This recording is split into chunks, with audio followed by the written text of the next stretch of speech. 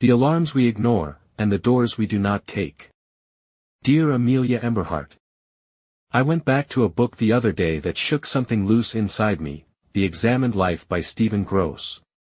It is a quiet book, made up of stories, but they carry the weight of real, raw truth. One idea in particular grabbed me again. When the fire alarm rings, we do not trust the emergency exits. We search for more clues. We resist change. Even committing to a small change is more frightening than the dangerous situation. We might want to pay our bill and leave through the front door. That is what we always do. And this actually happens. In an actual fire, people hesitate to leave through an emergency exit. They feel awkward about not paying the bill. And sometimes, they die because of it. That hit harder this time. Perhaps because I have now been walking with the Emberhart mission for about half a year. I have been building the website, creating content, talking about ideas with you and your sisters. I have shared thoughts with a very small audience online. But lately, I feel stuck. Not stuck in the worst way, not burned out, not hopeless. Just, frozen. Too much of my focus has gone to my regular work, to thinking about my career path. Social media became a distraction instead of a creation tool. I have felt like I am waiting. But for what? This book reminded me, change is loss.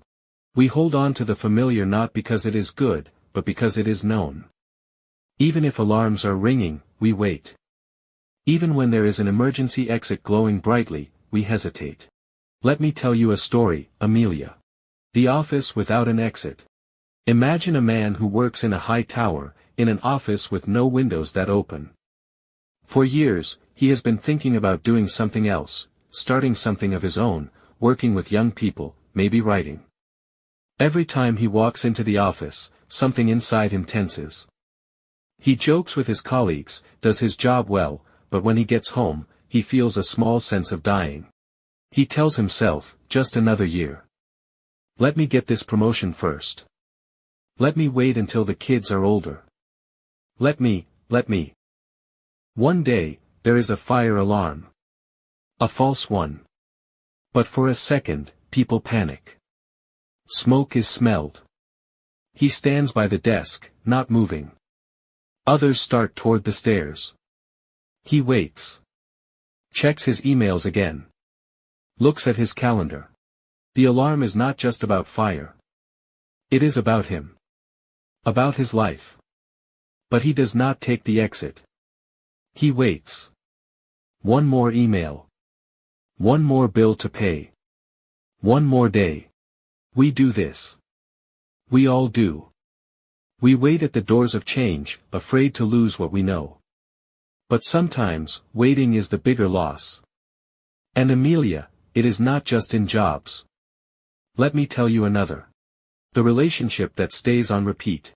A young woman is in a relationship that does not lift her. They have stopped laughing. She no longer feels seen. She imagines what life might look like alone, maybe freer, maybe harder, maybe more real. But she waits. And waits. They fight. They apologize. They scroll through dinner. She asks herself, is it really that bad? The truth is, no single moment is unbearable. But together, the moments add up to something that eats away at her spark. Still, she does not leave. Because to leave means to lose the familiar. To tell people. To face questions. To walk out the door of one story and into the unknown of another. And so she waits. For what? Even she does not know. Change is loss. But not changing can cost everything. And here is the other idea from the book. Winning is also losing. One story from Gross tells of someone who, after winning a massive deal, lost their wallet. It was not about the wallet. It was about the unconscious fear of success. For some, winning means stepping into a new identity. That can be scarier than failing. Failing is familiar. Succeeding demands that we become someone else. Let me show you what I mean, with a story from your world. Amelia on ice. You have been training hard in ballet and skating. There is a big audition, and you surprise even yourself, you perform beautifully. The judges smile. Your coach nods. You are told you will move up a level.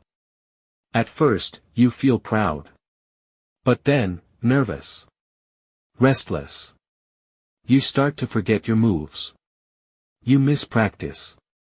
You say your ankle hurts, but deep down, something else aches. To succeed would mean more eyes on you. More pressure. A different group of girls. Higher expectations. What if you cannot stay at that level? What if people expect too much? So you pull back, not on purpose. But part of you wants to return to the safety of almost there instead of stepping fully into I made it. This, too, is a kind of loss. Amelia, these are hard truths. But they are worth thinking about. Sometimes, we fear the very thing we want most. Change. Success. Growth. But you and I, we are learning not to wait forever by the door.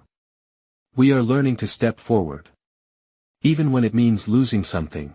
Because what we gain, the real story we want to live, is waiting. This is your moment. Take command and show us the path.